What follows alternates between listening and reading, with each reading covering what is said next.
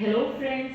So ഇന്ന് നമ്മൾ lines and angles continue ചെയ്യുകയാണ്. സോ നമ്മളിപ്പം ലൈൻസിൽ പെയർസ് ആണ് പഠിക്കാൻ പോകുന്നത്. അതായത് നമ്മൾ ലാസ്റ്റ് ക്ലാസ്സിൽ ഓൾറെഡി ഇന്റർസെക്റ്റിംഗ് ലൈൻസ് എന്താണെന്ന് നോക്കിയിട്ടുണ്ട് അല്ലേ. അതായത് രണ്ട് ലൈൻസ് ക്രോസ് ചെയ്യുമ്പോൾ, അതായത് രണ്ട് ലൈൻസിൽ കോമൺ ആയിട്ട് ഒരു പോയിന്റ് ഉണ്ടാകുമ്പോഴാണ് നമ്മൾ ഇന്റർസെക്റ്റിംഗ് ലൈൻസ് എന്ന് പറയുന്നത്, റൈറ്റ്. അതായത് ഇപ്പം ഒരു എക്സാമ്പിൾ എടുക്കുകയാണെങ്കിൽ ഇപ്പം ഇങ്ങനെ ഒരു രണ്ട് ലൈൻസ് ഉണ്ട്. If you have L and M, ഈ ഒരു കേസിൽ എൽ ആൻഡ് എം ക്രോസ് ചെയ്യുന്നുണ്ട്, അവർക്ക് കോമൺ ആയിട്ടുള്ള ഒരു പോയിന്റ് ഉണ്ട് അല്ലെ.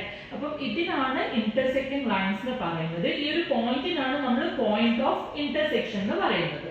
ഓക്കെ, ഇനി ഇത് കൂടാതെ ഈ ഒരു എക്സാമ്പിൾ എടുക്കുകയാണെങ്കിൽ നമുക്ക് ഇവിടെ രണ്ട് ലൈൻസ് എൽ ആൻഡ് എം ഉണ്ട്, അതുപോലെ തന്നെ വേറൊരു ലൈന് ആ ഒരു ടു ലൈൻസിന് ടു ഡിസ്റ്റിങ്ക്ട് പോയിന്റിൽ മീറ്റ് ചെയ്യുന്നുണ്ട്, റൈറ്റ്. അപ്പം ഈ ഒരു ലൈനാണ് നമ്മൾ ട്രാൻസ്വേഴ്സൽ എന്ന് പറയുന്നത്. സോ ട്രാൻസ്വേഴ്സൽ എന്ന് പറയുന്ന ലൈൻ രണ്ട് ലൈൻസ് അല്ലെങ്കിൽ രണ്ടോ മൂന്നോ രണ്ടിൽ കൂടുതലായിട്ടുള്ള ലൈൻസിന് ഡിസ്റ്റിങ്ക്ട് പോയിന്റിലായിട്ട് മീറ്റ് ചെയ്യുമ്പോഴാണ് നമ്മൾ ട്രാൻസ്വേഴ്സൽ എന്ന് പറയുന്നത്.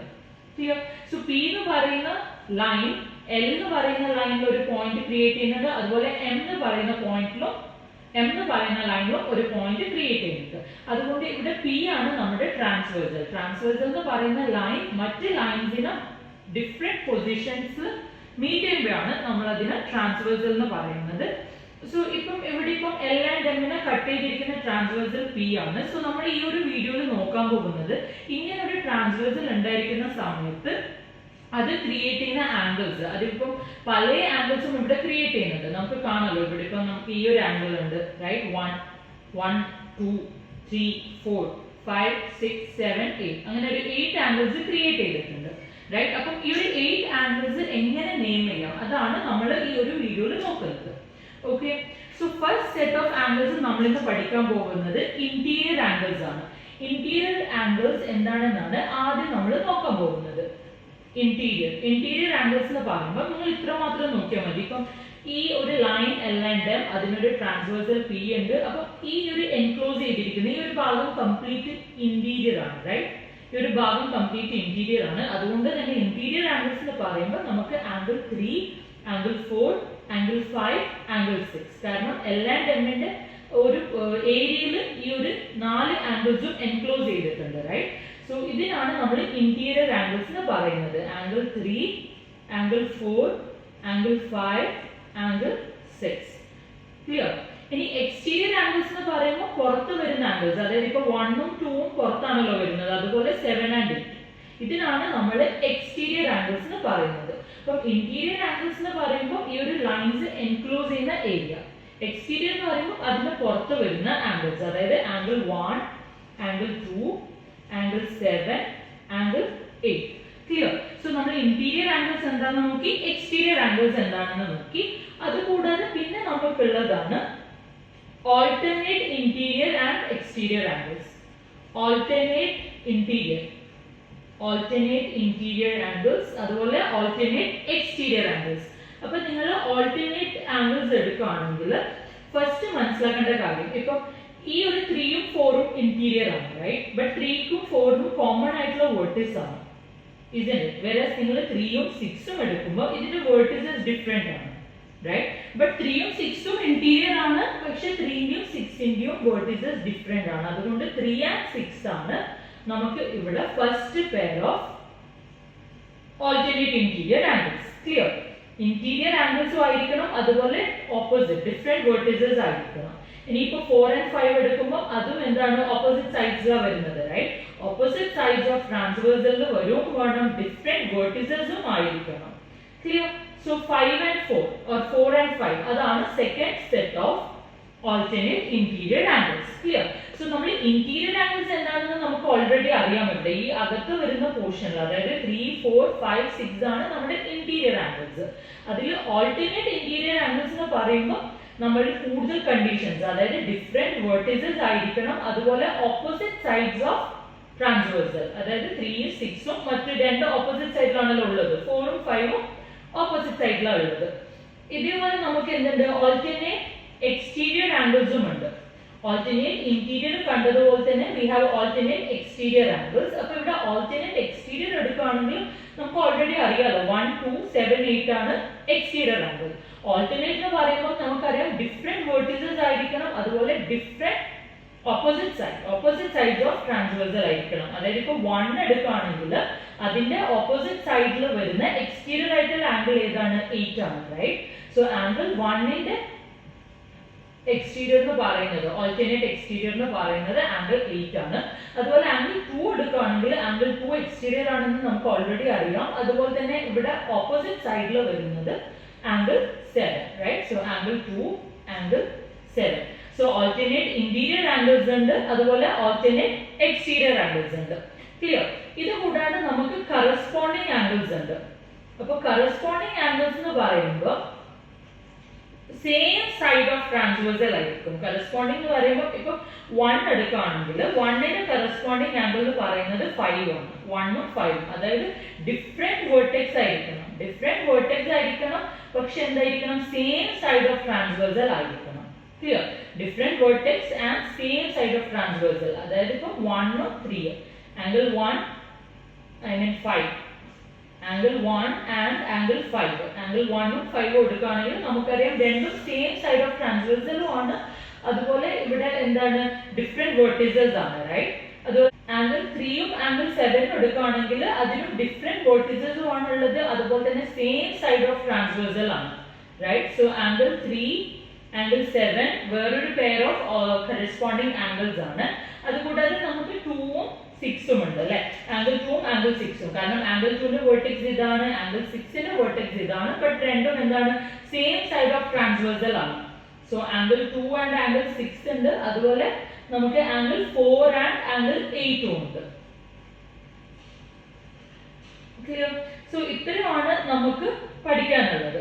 അതായത് നമ്മൾ ട്രാൻസ്വേഴ്സൽ വരയ്ക്കുന്ന സമയത്ത് ഡിഫറെന്റ് ആംഗിൾസ് ഇവിടെ ഫോം ചെയ്യുന്നത് ഫസ്റ്റ് മനസ്സിലാക്കുക. ഈ ഒരു ഏരിയയിൽ വരുന്നത്, അകത്ത് വരുന്ന ഈ ഒരു ഏരിയയിൽ വരുന്നതിന് നമ്മൾ ഇന്റീരിയർ ആംഗിൾസ് എന്നും പുറത്ത് രണ്ട് സൈഡിൽ വരുന്നതിന് നമ്മൾ എക്സ്റ്റീരിയർ ആംഗിൾസ് എന്നും പറയുന്നു. ഇനി ഓൾട്ടർനേറ്റ് ഇന്റീരിയർ എന്ന് പറയുമ്പോൾ അത് ആദ്യം എന്താണ്? ഇന്റീരിയർ ആണ്. ഓൾട്ടർനേറ്റ് എന്ന് പറയുമ്പോൾ ഓപ്പോസിറ്റ് സൈഡ്സിലായിരിക്കണം. അതായത് 3 and 6, 4 and 5. ഓൾട്ടർനേറ്റ് എക്സ്റ്റീരിയർ എന്ന് പറയുമ്പോൾ എക്സ്റ്റീരിയർ 1, 2, 7, 8 ആണ്. ഓൾട്ടർനേറ്റ് എന്ന് പറയുമ്പോൾ opposite side of transversal. So 1, 8, 2, 7.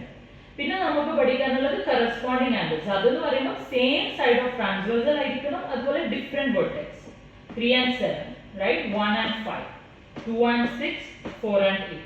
Clear? അതുപോലെ നമുക്കിപ്പോ pair of interior angles on same side of transversal. Interior angles, pair of interior angle എന്ന് പറയുമ്പോൾ തന്നെ നമുക്ക് ഇന്റീരിയർ ആംഗിൾസ് ഇപ്പൊ ഏതൊക്കെയാണെന്ന് അറിയാം, right?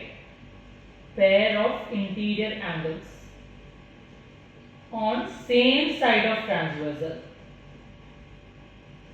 So pair of interior angle എന്ന് പറയുമ്പോൾ 3, 4, 5, 6 same side of transversal. P ആണല്ലോ transversal. So P ന്റെ same side വരുന്നത് 3 and 5. Angle 3 and 5 ഉണ്ട്. അതുപോലെ ഈ ഒരു സൈഡ് നോക്കുകയാണെങ്കിൽ ആംഗിൾ 4 and 6 ഉണ്ട്. Angle 4, angle 6 same side of transversal ആണ്. അതുപോലെ പെയർ ഓഫ് ഇന്റീരിയർ ആംഗിൾസ് ആണ്.